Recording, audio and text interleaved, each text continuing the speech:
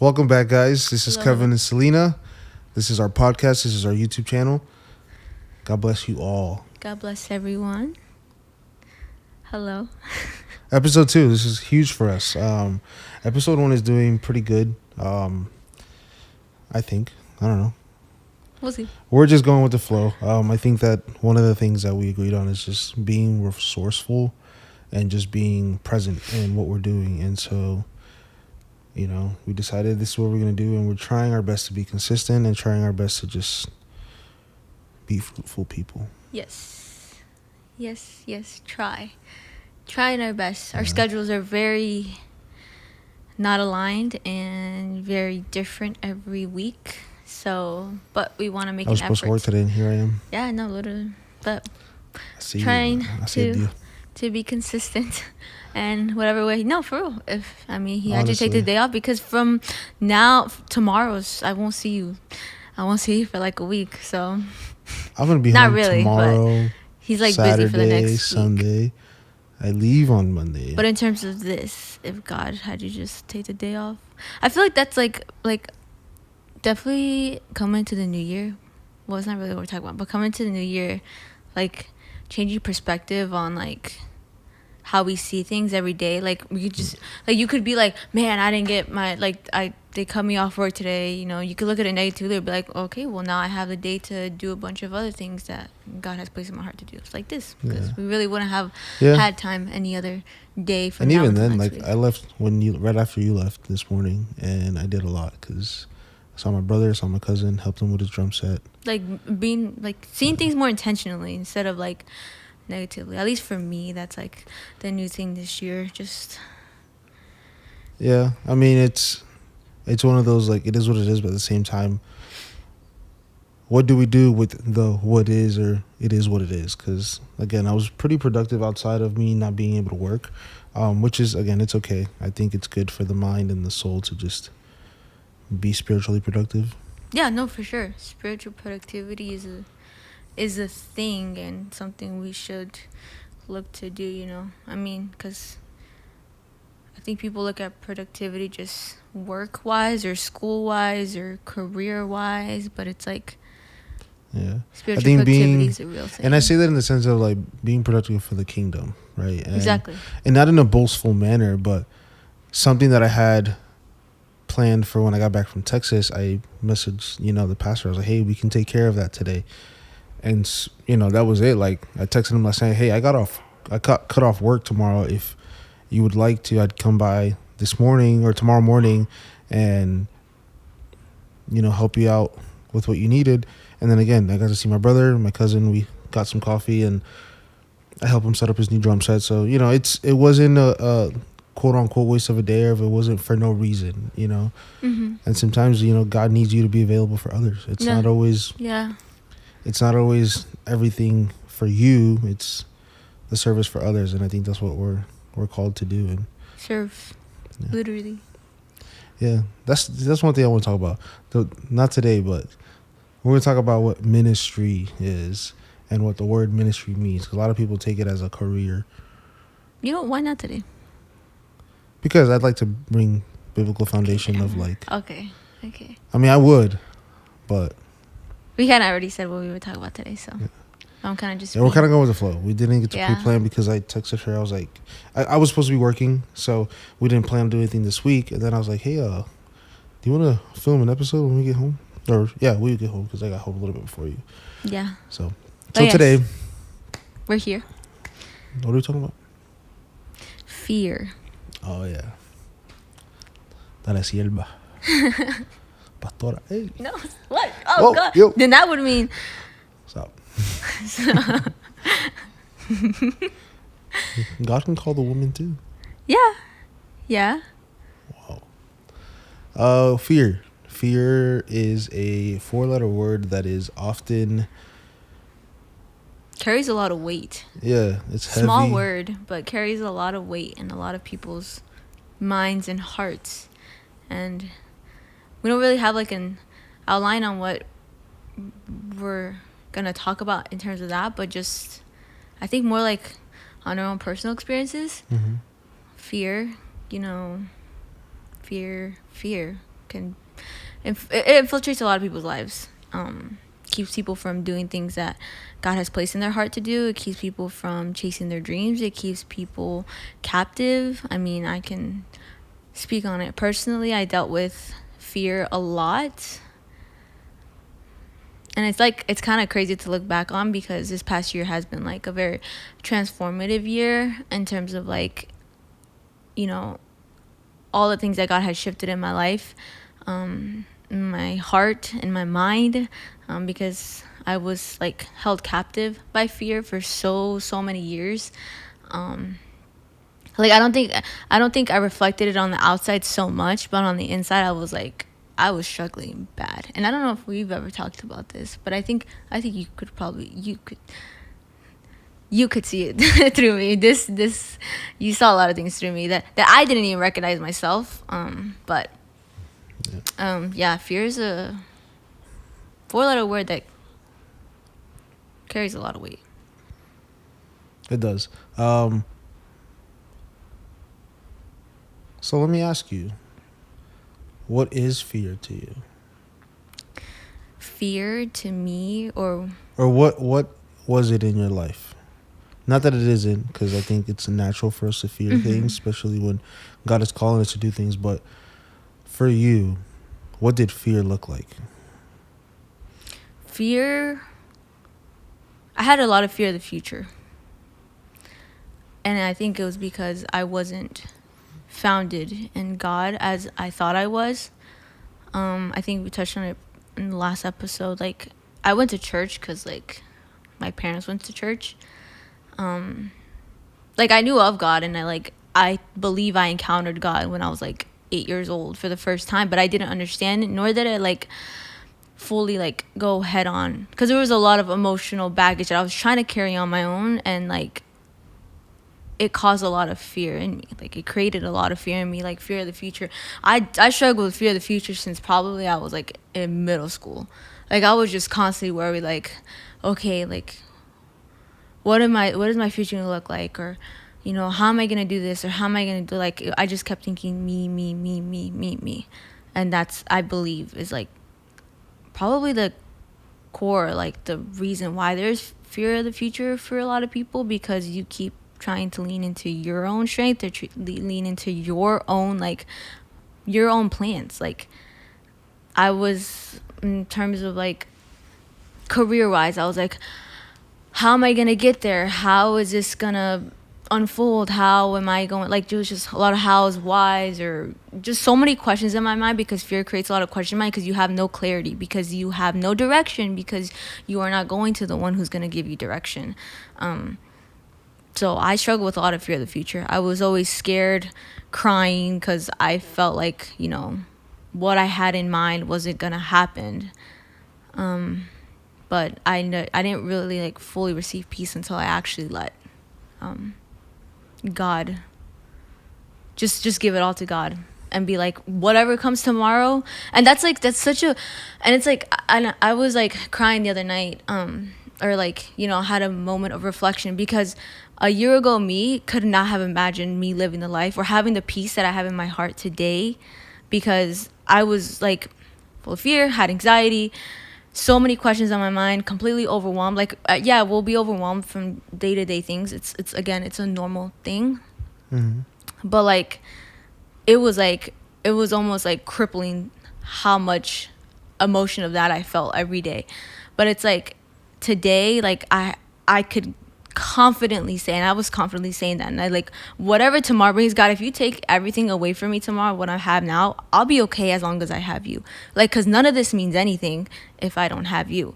Like, I don't want any of this if I don't have you. The career that I'm chasing, and I literally say it confidently now. I could not have said this confidently like a year ago. Like, everything that I have means nothing to me if I don't have God. And if it is God's decision to take it away tomorrow, I'm fine with that, because I know my life is in his hands, and that he will carry me through, that he will provide, that he will open doors, or wherever he wants to take me, he will, as long as I continuously place myself in his hands. I just rambled a lot, I feel like. But. No, you're fine.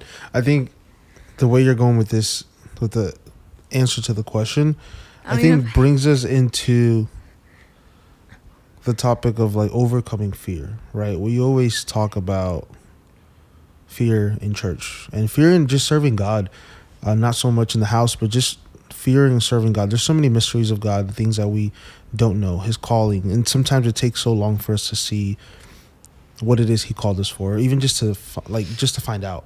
Oh God, what is my calling? What is my calling? What is my calling? And then that fear of like the unknown, right? But I think overcoming fear, it's going to be up to us to take that action into our hands, in the sense of like, what are you going to do with that fear that you feel? Are you going to put fear into faith and walk into what you don't know as if it was? Or are you just going to be afraid and always tell God no? Like, I feel like our yes to God overcomes that fear in the simplicity of like, no matter what happens, I want to do what you do. No matter what is my scenario, I want to fulfill God's plan in my life and live it. You know, like it's so easy to be afraid of the unknown, and it's something that I think highlights what you spoke about. And it's funny because you mentioned that, and I went on my phone and I opened up a message that I sent your sister the other night because I made the video for them, and you know, she was like, I'm so nervous to like, sorry guys, sorry. She was like, I'm so nervous to announce the pregnancy and make it public and all of this. And I say it because she already posted it. Had she would not, I would have just disclosed. But she was like, I'm scared to post it. I'm scared to let people know. And I was like, you prayed. God moved. You're seeing it happen. You're seeing it develop. And yeah, there's always going to be fears. And I think this is one of those overlooked verses because it's in the same chapter. Is in chapter 4 of Philippians, and everybody knows Philippians 4:13, which I made my reel about. But in verse 6, it says, do not be anxious about anything, but in every situation, by prayer and petition with thanksgiving, present your requests to God. Even in the things that most make us fearful or most like scare us, in the walk with God, God is even telling you, like, don't worry about it. Pray about it. Yeah. Present them to me. God's form of teaching us to overcome fear is giving it to Him. Because there's no sense of me like, oh, I'm fearful of this, but then I feel all these humanly emotions and you know, like, that's another thing. Just because you're walking with God and you're in whatever phase you are, or even, I wouldn't even say level, however much time you have with God, you can still feel anxious. You're human, right? Yeah. We can still feel nervous. We can still feel afraid. We can feel loss of direction. We can even have quote unquote or physical anxiety. Like, I think that's the thing. I've experienced it in God's unknown, where my body reacts or my emotions react or my mind reacts to what I don't know that of what God's going to do. We can't forget that we are, like, just brief, like, flesh and bones. we are flesh and bone. And I feel like the church ignores the fact that anxiety, like, they just like toss it up, like, okay, they throw it up like it's a social topic. and it's a real thing because we're flesh and bone. We're flesh and bones. We're not 100% spiritual. We're not in heaven yet. So, like, these are feelings that we're gonna have to deal with, and it's like, just parentheses to what you're saying. So I don't want to cut you off. No, you're okay. Just like, it's gonna be something that we continuously that we always deal with, some more than others, depending on, again, because everyone has different struggles. Flip the screen real quick. Yeah.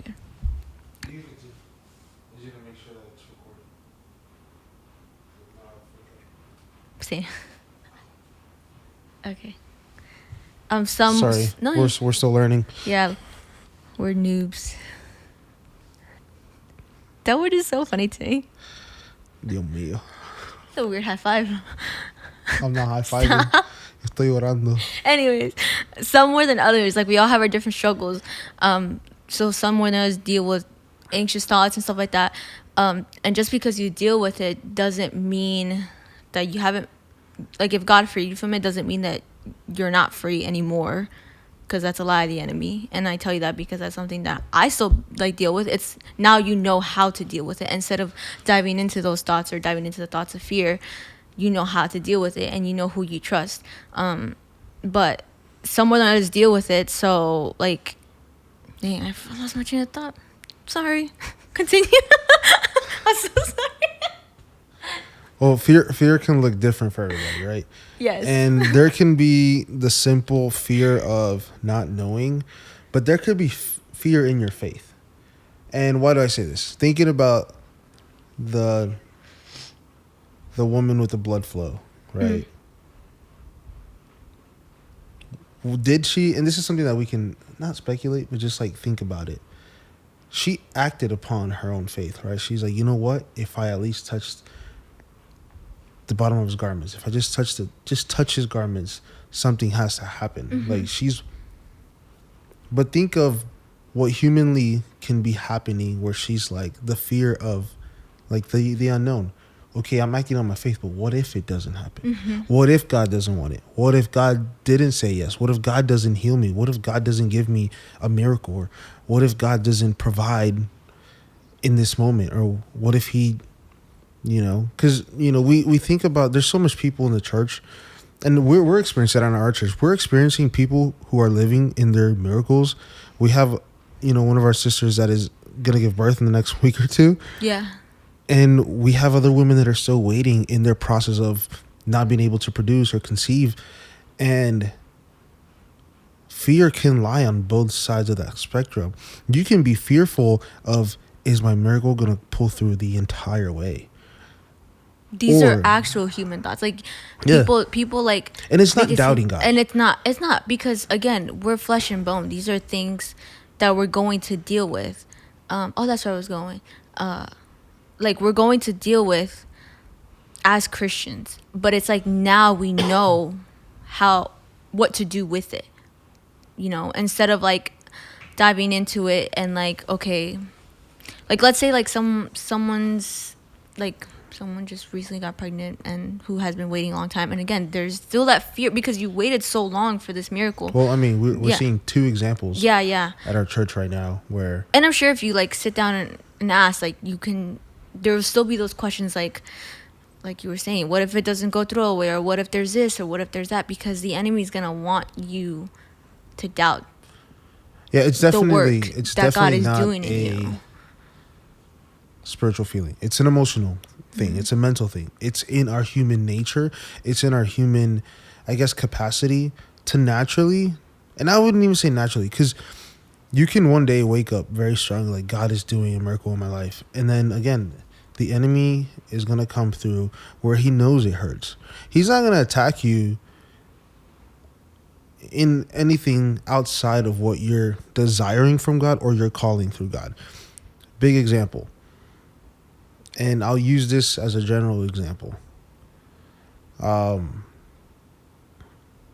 If I'm not a person that was ever in tuned or affected or even not introduced, enticed or entertained by secular music, it won't be a weakness of mine where if I listen to something, it just would or wouldn't affect me. Now, if there's something about me that I've struggled with in the past or struggled with in my life or at any phase of my life or even in my walk with God, that's where the enemy's going to come through. He's never going to come attack your strong side because he knows he's not going to get you. Now, if he can make you fall in the things that he knows you're already scared of falling or failing in, that's where it'll be. And if fear was introduced by your possibly moment of doubting God initially, then he's going to infiltrate those thoughts of like, will it happen? Even though you're seeing it happen. Our human mind and the fall of man drives you to just question things or question the unknown, and even just maybe take your attention off what's really happening and make you want to focus on what isn't happening yet. You know? It's scary, especially when you waited so long for a miracle and now you're like, or even like sometimes the miracle's happening, there's a little bit of a complication in the middle of like it makes you start doubting, like, or an answered prayer, like, okay, was this actually God opening the door?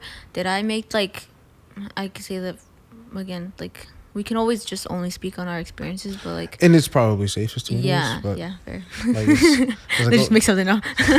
I mean, I'm just kidding. it's Anyway, just it's more honest to just yeah, that it's like something you've been praying for, and then God opens the door, and you know it's God because there's just no other way that it could have happened. But then as you're walking through the door, you're like, wait, but did I force this door open? And then did I make force this? yourself. Yeah, And, did I force myself into this? Is this actually not God's will? Like, we have to be like firm in believing. Like, when we pray for something, we have to believe and like trust that God is hearing us, and God is the one who's going to answer the prayer if we're depositing it in his hands, like, faithfully, and then just faithfully walk in it. But again, those questions are going to come to mind, and it doesn't make you a bad servant or a bad child of God, or I guess per se, to think or feel those things, or like, they're normal, but it's about what you do after, because the thoughts will come. yeah, The questions will come. It's all on action, just like our faith. You know, if there is that fear of the unknown, or just fearing what God is doing, in the sense of like almost not doubting it, but just being afraid of the outcome of what you don't know is going to be the outcome. It's just like our faith. You act upon it. You know, Philippians 4:6 tells us, present it to God. Give him your petitions. Give him your worries. Don't be anxious for anything but through prayer. It makes that emphasis. But there's always a comma somewhere in the walk with God. Don't be anxious, but through prayer. Whether it's the but can be before or after. It can be but after a good or a bad thing. You know, it can be, I'm going through this, but, and then God can tell you, like, don't feel this, but through this. You know, and I think another aspect of fear is stepping into God's calling. Yes, I was actually going to circle back to that. Yeah. Wow. Dios mío. Yeah, the fear of God's calling, and I think I can attest for this, or testify of myself. I've always been a person to, and I believe this very firmly. And I recall one time, we grew up, at least me and my brothers, we grew up, like my family, we had one pastor my entire life until my parents became pastors. And I remember one time we had a youth retreat. We did it every month. We had all the youth, because there was like 60, 70 of us. It was a big group. Sheesh. So every month we had our youth retreat. Come in 6 a.m. prayer, and we would stay through all the services. So we had English and a Spanish service. And I was a musician, so I played, stayed for the morning service and played, and then played for the afternoon. Very exhausting, by the way, but that's not the point. I remember one of those retreats. I want to say, because every year, once a year, we did a 3-day retreat. So we had a Vigilia Friday, and we stayed all the way till Sunday. Jeez. Yeah, it was like a in-house camp kind of thing. Snap. And so, Pastor made all the youth that were there stand up, and he goes through one of them, through all of us, one at a time, and is like, shout out to Pastor Arroyo, we love you.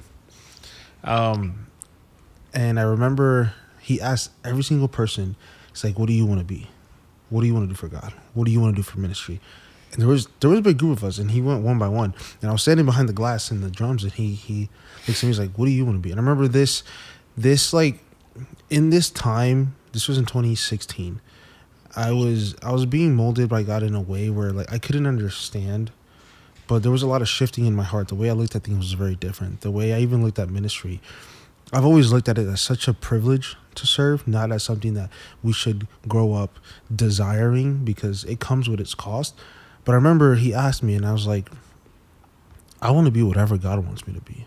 I don't want to sit here and choose or be tunnel vision to one thing that God has, when there's so much more. Like, yeah, everybody, especially in like the Spanish community churches, we're always taught, oh, you're going to be a preacher. Like, everybody's going to be an evangelist at some point. And, you know, it's cool. It's cool that that's the culture, and that's what we're called to do. Matthew 28:19, go out and make disciples Yeah. and preach the word. But I always told myself, and I learned very young, that I was like, you know what? Whatever you want me to do, I'll do. And that's scary, because as I declared that, coming into my early 20s, God ministers to me several times, several occasions, about being a minister, about being a leader, and, potentially being a pastor. It's scary. Because you can see the development and where God has taken you as a person. God has surrounded me with amazing men of God in ways that I can't even fathom or imagine or even reason with. And it's all for reason, it's all for purpose. The fear in that is, what is it going to cost me? Because although in my heart, I'm like, God, whatever it takes, I will do. Whatever you need me to do, I will do. But when it comes to you relating your spiritual life and your spiritual purpose to what we live, it's like, because we all have dreams and ambitions, and there's things that we want to do. And I think that's why I quote unquote became stagnant in my secular career, because I reached the point where I'm like, okay, if I'm not going to strive this hard for ministry or for God, like, why am I going to waste myself away for things that are going to occupy my time in church? Because I knew that if I went to paramedic school, or even if I go to nursing school, I know that it's going to occupy a lot of my quote unquote free time to these things where I can be helping at church, where I can be helping a brother out, having these conversations that we're having. Yeah. We're doing the men's study Bible or study group with my brothers.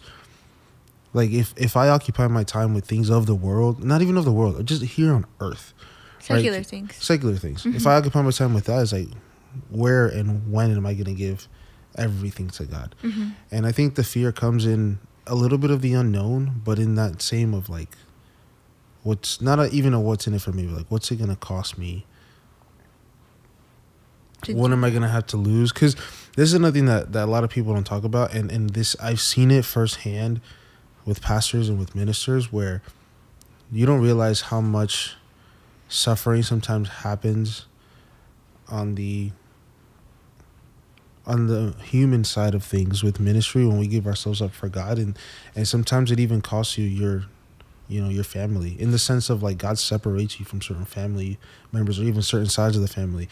It costs you friends. You get removed from friend groups when God says so, or people leave you high and dry because when God told you to leave them, you didn't want to. And it's one of those, like, you suffer in a good way, right? Because you suffer humanly, you suffer in your emotional state, or even in the aspect of the human, the flesh suffers. Yeah. All to gain something so beautiful and so amazing spiritually. Obviously, our end goal is to get to heaven, but when you get to lose yourself, like, if I lose myself, meaning everything that Kevin ever wanted to do, and I think that's, again, I think God has had plenty of grace on me. I'm a big car guy, and I always wanted to be involved around cars. I have yet to finish a project car. I have yet to keep a project car. I have yet to do anything in the automotive scene. And sometimes I thank God, because, like, you know what, maybe I'd be so into it, because you know me, you see me. I see a car and I can tell you what engine it has, because I'm so in tune to it. And I think, and it's simple, but I always thank God, because, you know what, maybe that's not what you wanted from me, because I would have lost myself there versus what I'm doing now. And again, this costs us. Our flesh suffers in this walk, but sometimes it's so beautiful, because, like, and I have a big family on my mom's side of the family, a lot of cousins that I don't see. There's some that I haven't seen in over 5-6 years that are a couple hours away. It's not because I chose to or because they don't want to. Sometimes God just keeps us where he needs us. Yeah. And when we can be aligned to that, some of those fears start to just fade away. And one of my biggest petitions to God was, align my heart to yours. Because there's so much in my heart that I want to do. And again, things that are secular. They're not bad, but things that I want to accomplish this. I want to do this. I want to achieve this goal. And sometimes even that simple prayer of like, God, align my heart to yours, you start to lose some of the desires to even just to be around people. Sometimes you're like, I don't even want to be part of the crowd, or I don't even want to, they'll do their thing over there, I do my thing over here. And it's not division or anything like that. It's just more of like being so in tune to what God has for you, that you know that not only is there something to protect, but there's something to pursue in God. Mm-hmm. And sometimes it's not for everybody to see and witness, Yeah. Yeah. Yeah. Fear. No, it's all true. Just being afraid of like how much it'll cost you to walk in God's will keeps a lot of people like from saying yes. And that's like something you said in the beginning and what you're saying now. Because like it's so much easier to want to focus or like work towards things that you can see with your own physical eyes and know that you can get physically than like work without seeing, if that makes sense. Does that make sense? Yeah. Because like when you're walking in God's will, like you don't know what tomorrow brings necessarily, but like let's say like, okay, I have a plan in mind that in 5 years I want to achieve this. Okay, this is my physical plan to the date, to the minute, whatever, depends how much you plan. I mean, that's how I used to be honest. That's how I was like, by this year I'm doing this. And I literally had my plan. By this year I'm doing this, by this year. Huh? I just go with the flow. Huh? Oh, yeah. You see two different people. I mean, I've gotten better, I think, but yes, so you have like this 5-year plan, which a lot of people do. People have this 5-year plan, and there's nothing wrong with having goals at all. There's nothing wrong with having goals. There's nothing wrong with having a plan. Yeah, it's being prepared. But it's like when you hold on to it so tightly, like I used to, it's like if it doesn't go that way, it's so disappointing, or it's so heartbreaking, or it's like I'm a failure, or I'm this. I can't believe I didn't reach this milestone or this goal by this time that I wanted to. I'm like this, and like you just start to think so negatively. But like when you say yes to God's will, like you literally start to learn to just let things go and go with the flow. Like just let it go and like and lose like yourself. Like you're saying, you literally you lose the desire of everything that you want. You wake up every day like wanting, like, okay, God, whatever it is that you want for me today, or whatever it is that you have for me today, or whatever encounter you have, like, or whatever person to person interaction that you have for me today, like I'm here, I'm for it, I'll receive it. Yeah. And it's like such a different like type of peace, such a different way of living when you say yes to God and say yes to God's will in your life. It's like, I don't know, it's insane to describe, but it's like when you have it, it's incomparable to anything else. It's incomparable to any plan that you could. Walking in God's will is so much better than anything you can ever plan for your life.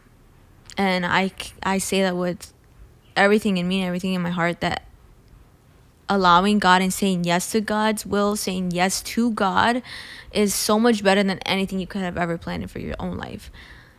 So if you're struggling with saying yes to God, if you're struggling with anxious thinking, or if you're struggling with fear of the future, fear of what tomorrow can bring, like, or even fear of the unknown, like not knowing what God has for you, it is scary. I'll tell you firsthand, it's very scary because, again, we talked about earlier, what is it going to cost me, or what am I going to have to lose, or because again, not everybody's the same, but when you grow up like being taught to be a prepared person and follow your dreams and all beautiful things that we can do in this life, right? Because God also gives us things in our hands, and we have to be productive. Mm-hmm. But the fear of the unknown in God, when it's like, God, you do whatever you want in my life, it's a peaceful fear, if that even makes sense. Like if anything we can take away, it's a fear that comes with peace, in the sense of you fear the loss of your flesh or your secular thinking, or not even thinking, and I wouldn't say lifestyle either, just what it costs you here on earth compared to what you will gain. You find the peace in that. Yeah, You find the peace in it. Because you can ask, and we had this conversation the other day, and I even I spoke to a pastor the other day who recently started pastoring, and it hasn't even been a year yet. And we were talking, and he even mentioned, he's like, people think I want this. And in tears, he told me, I didn't want this. Most ministers and pastors that have reached a level of understanding what surrendering to God is will all tell you they didn't want this. Mm-hmm. Like, some of them had an experience and encounter at a very young age, and some of them grew into it a little sooner than others. But most ministers, most people that have given their lives dedicated to God, and even people who are in full-time ministry, whether it's in music, whether it's in evangelism, in pastoring, or even in missionaries, a lot of them would tell you how many times they ran from God's request and how many times they told God before they gave him his yes, because of that fear of what will it cost me, or the fear of how am I going to do it. I don't have any resources. I'm not a smart person. I don't know how to read. I don't know how to write. I don't know how to prepare a message. You look at all the negatives, or all the deficiencies, or all the like I can or what ifs kind of thing, and that like turns you away from wanting to say yes to God. Yeah, 100%. Like, I look at myself sometimes, and because, again, I can only speak for myself and reflect on myself in my own life. Some of the things that I've been able to accomplish, not only as a musician, but even at church, right? Like, I always said no. Like, I think I preached at my old church like 3 times, and it was like 10 minutes. I'm like, I'm not preaching, bro. So people be like, you got to preach on it, whatever. So I'd read a couple Bible verses and then just like read whatever I had in my notes, and that's it. Mm-hmm. I think that God has changed obviously I've grown, I've matured, I've learned to study in ways that helps me. And, we went to Bible Institute together, and I think it's something that opened my mind a lot to like learning how to break down the Bible for our own benefit of learning. And like, one of the things that it doesn't scare me as much as it used to is being able to communicate in front of the congregation. I'm a very passive preacher the times that I have preached, and I don't know, I've never found it in me to like be rowdy. It's just, I don't know. I feel like maybe it'll come with time, but I told God, like, I think everyone has their own like it's like demeanor. Demeanor is a good word for that. Like, yeah, their own way of doing things, or expressing their message. Yeah. And sometimes, I don't like, know, maybe one day you don't have a message that you just feel right here. You never know. And you're like, ah. You never know. I won't be opposed to that. Like, it's just however God wants to bring me up. But I think one of the things that doesn't scare me as much, and again, it comes with, I'm 28 years old, and we were out of church all of my elementary school years. So the bulk of my maturing, I was in church. My parents reconciled. I was in 5th grade. It was August 31st, 2008, because it was their anniversary. We went to church that day. And ever since then, I was in church, and I wasn't perfect. Like, I went through my things in high school and all that. But even through having reverence to God, I allowed myself to be molded to where I am now. And I'm far from where I think he needs me, but I've come to accept that every opportunity that is given to us to serve at our churches, to serve at other churches, to serve with our fellow, brothers and sisters in Christ, like, I've come to the terms that, like, my yes, he will always honor your yes. And I should always honor his yes. If I honor his yes, he'll honor my yes. In the sense of when he calls us to do something, or even sometimes we overlook it. Like, sometimes you get the opportunity to serve at our churches, and we say no because, I don't know how to do that.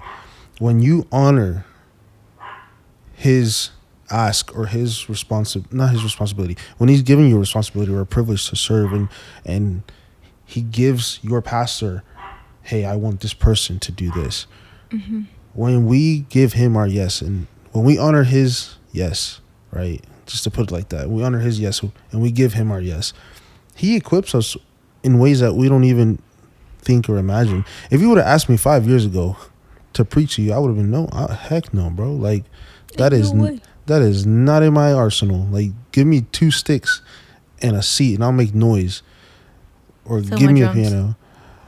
Like, but for me to understand that, okay, like I finally just recently understood how to really outline a message. And it's very simple. The way I outline is very simple, but it's like, okay, I'm starting to understand this, but I know this isn't it for me, right? And so every opportunity I get, I in church, and again, it can be in anything. It doesn't have to be on the altar.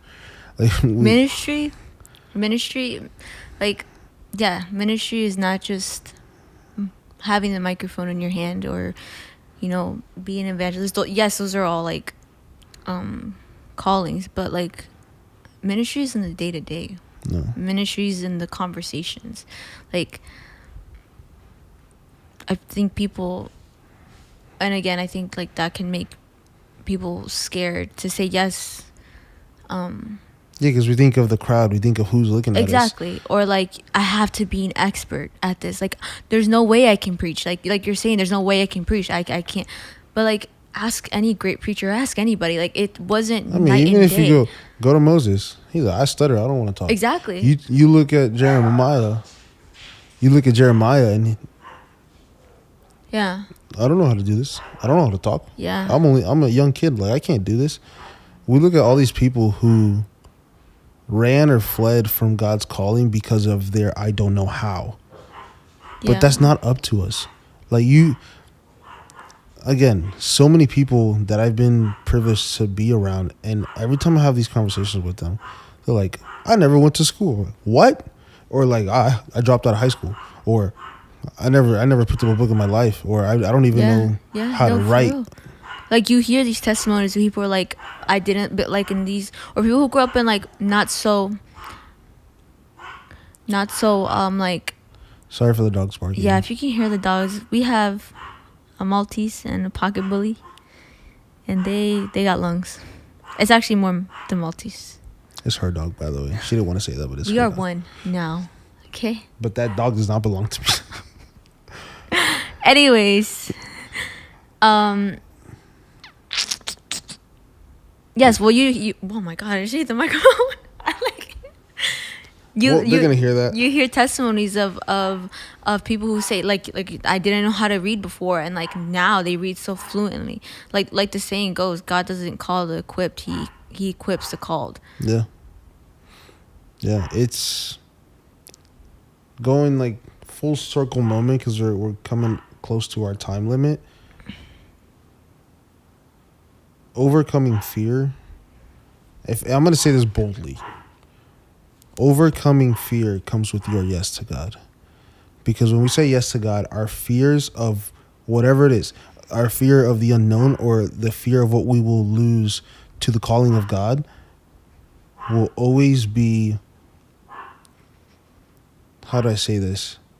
Will always be equipped with the proper peace and the proper material to do whatever it is. Like our yes to God will always make us happier, more peaceful, and more in tune to God Yes. than anything else. Because sometimes, and this is something that we see all the time with people, and I always, as a kid, I always questioned it, like how there's people in 50, 40, 60 years in church and they've never done anything. Why? Because their yes to God was never given. And the fear of the unknown and the fear of God's calling emotionally detained them too much to ever say yes to anything, and their time ran out. Mm-hmm. You know, and we should fear our time running out, because for everything we do on this earth, God is gonna bring it up to us. What'd you do with what I gave you? What did you do with where I put you? What did you give up for me Yeah. when I asked you to? Yeah. That should be our fear of, if anything, be afraid of not doing anything for the Lord. Yeah. Because when it comes time for him to ask us what we did with our talents, and we have nothing to show, nothing to tell him that, hey, I honored you with this, what of you then? You know, like, Yeah. saying yes to God will overcome any fear, even though it brings its own fears, right? Because that's humanly speaking. But when we allow ourselves to be used in God's hands and even just developed and be molded by his hands in his yes, all fears go away. Like I'm fearful of what I don't know how to do, right? Because that's automatic. But I'm not scared or fearful of what tomorrow brings, because I know that if I am honoring him, if I am aligning my heart to his will, as long as I'm doing the right thing, right? Because that comes with instructions, and I think that goes without saying. We have to be doing things right. Mm-hmm. Everything will just turn out to be right. If that makes sense. It sounds a little redundant, but it's just that the cause and effect. You know, I do things right, things will come out right. I do things wrong, I can't expect things to do right, even though I'm desiring to do the right thing. Yeah.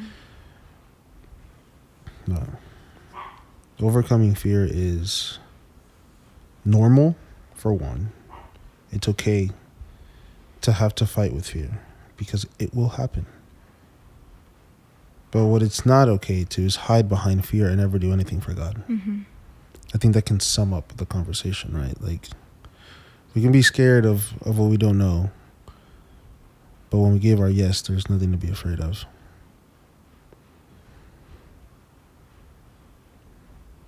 Say yes to God. Do it scared. Just It's say because yes it's to God. scary. But say yes to God. Say yes to God and don't ever look back. Yeah. It's not going to be a pleasant road. And the thing is, just look at Jesus. He was 33 years old when he started his ministry. Or I believe 30 years old. 30. He was crucified at 33. So 3 years of ministry. And for him it was different, right? He knew everything because he was God. But if there's one thing that we can relate to Jesus, is that in this life we will suffer while we do what we do on earth. He was doing miracles. He was sharing God's word. He was gathering people to teach him of who his Father was. Mm-hmm. And even that cost him his life. We will lose here on earth, whether it's our time, whether it's our health. We see that a lot. Whether it's our time, our health, our dreams, we have to give up. Sometimes we have to give up financial opportunities because God called us to do this and not that. It will come with a loss. But the loss brings so much more gain in God. Yes. Yeah. The experiences we can live, Yeah. following Christ, following God, preaching God, the people we encounter, the people we connect. Like, again, a lot of ministers and people of church are closer to me than some of my extended family. And it's a reality, and I'm okay with it, because I've learned to come into terms that when we're living under God's will, we also need to be surrounded by people of God. Yeah. And sometimes our family aren't that. And that's the reality. It's not that we don't love them. It's not that I'm too good for them. Is that when we allow our environment to be contaminated by things that we know don't please God, well, what do we expect the result to be? Yeah. You know? And so your yes to God will overcome all your fears. Sierva. Amen. In conclusion. Yeah. I think it was a conversation that was, was kind of premeditated, and we wanted to share it with you guys because I think it's necessary. I think we live in times where there's so much unknown in both ways. Unknowns in the world and unknowns in church, in God's calling. And when we can confront those things with our yes to God, when we can confront those things to just look in the mirror and say, you know what? What's more fearing? What's more scary? To say yes to God or to say no to God? You know what I mean? Like, that's... Yeah. So if you are feeling that, right? If you're watching this podcast and you're feeling, or you're scared of what's next, you're scared of giving God that yes, or even you're scared of surrendering your will to God or surrendering your life to God, I promise you, it is so worth it. Yes, things will have to change. Yes, you will have to maybe find new people to be surrounded with. Yes, you may need to spend less time with certain friends, certain families. You may have to give up your career, your job, your dream job. I left firefighting sitting in the back porch because I felt from God and things were put into their place for me to leave that career so that I can be more present in family, be more present at church. And God honored my yes, has been honoring my yes in so many ways that I don't deserve by any means. Nothing. I don't deserve any of it. But we have to give up sometimes the things that we love the most, the people that we may love the most, to follow God's heart and his will and overcome that fear by saying yes to God. I invite you to do that. There's so much beauty in following God, following his heart, and being in tuned to his purpose for our lives. Absolutely beautiful. I wouldn't give it up for anything. I've been around, plenty of people that could have maybe given me financial opportunities or even been in a different type of lifestyle, right? Or even just, I could have just followed my dreams and been doing car stuff my whole life. What would that have brought me spiritually, mentally, emotionally? And my yes to God has always been present. And although my life ain't perfect, but I love it. It's beautiful. It's so worth it. It's just worth it. So. Amen. Wow. Vamos a hacer una oración aquí por la sierva. Dios mío. But yeah, say yes to God. Allow him in, and every day will be, it's a continuous surrender of saying yes. Because it would be easy to give up when things get hard, but continuously saying yes to God, like we're saying, is worth it, worth everything. But yeah, good talk. So thank you guys for watching. Don't forget to like, comment, and subscribe. Follow us for more content. Follow us for our vlogs, our podcast. Our dog's barks. Yeah, sponsored by Lolo and Odie today. Maybe we'll show you one day. Put them on a podcast together. Yeah. We should start it off one day. One day, them just wear headphones on too. Yeah, maybe you'll see them one day. You'll see them one day. Yeah. But this is our home here, and this is us just being open and honest. A testimony in itself.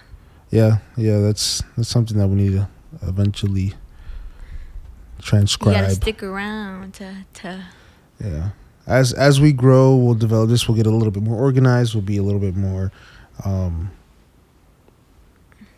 How do I say that? Not scripted, just more structured. I guess. Yeah, structured, organized. Yeah. This is something that we're learning. We're doing this kind of just going with the flow, going into the moment of like, hey, we feel this. Okay, let's talk about it. Mm-hmm. And so pray for us. Pray for Kevin and Selina. And we'll be praying for you guys as well. If there's anything that we can help you pray for, please. I even say this in our vlogs.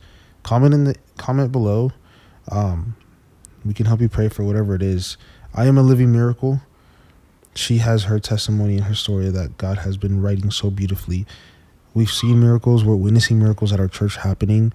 And so don't ever be scared of just reaching out. Like, pray for me for this. And, follow us on our social media. It'll be in the description below. You can always approach us respectfully as well. Just be very cautious of that. Just be very respectful if you are going to message any of us, and just, let us help you pray. And in any way that we can be present for you, here we are. God bless you all. Lots and lots of loves, hugs to every single one of you. I'm a big hugger, so hugs to every single one of you that are watching, that have watched and supported this channel this far. This is episode 2. Dos. Dios le bendiga. Amen. God bless you guys. Your yes overcomes all fears. That's the title. Yes. Your yes overcomes all fears. We'll see you guys next week. Yes, hopefully next week we'll see you. Dios lo bendiga. Actually, we'll have to film before I leave to Texas.